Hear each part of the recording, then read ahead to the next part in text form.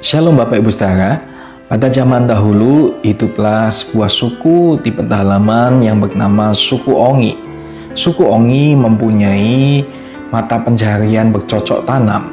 Dan suku Ongi ini mempunyai kepercayaan pada waktu mereka akan panen, maka mereka harus melakukan sebuah tradisi mempersembahkan jejaka ataupun gadis dari sukunya untuk dikorbankan kepada dewa kesuburan.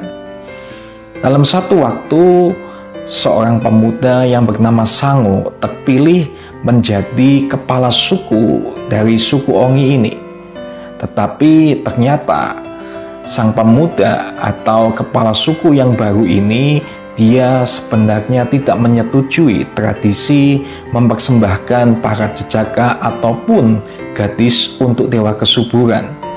Pada waktu Sango, sang kepala suku ini menyampaikan untuk menghentikan tradisi mempersembahkan jejaka atau gadis ini, semua penduduk suku tidak menyetujuinya.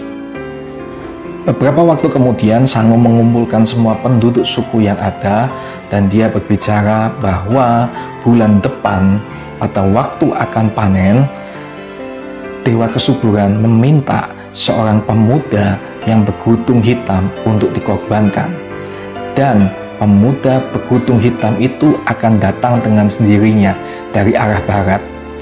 Setelah itu, bulan depannya semua penduduk suku itu bersiap-siap dan memang ada seorang pemuda yang bergudung hitam datang dari arah barat.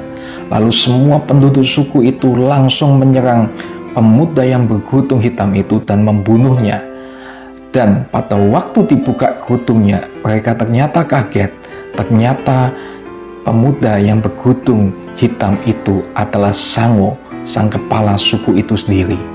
Dan sejak itu, penduduk suku itu sadar bahwa mereka tidak boleh melakukan tradisi itu lagi.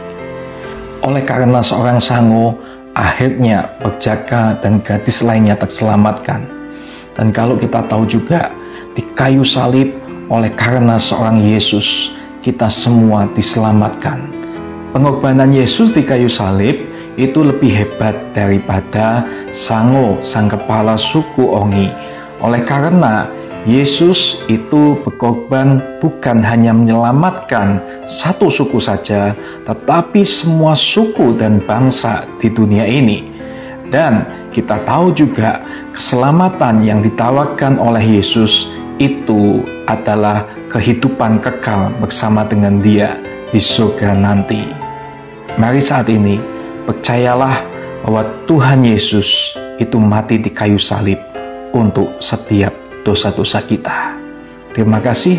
Tuhan Yesus memberkati.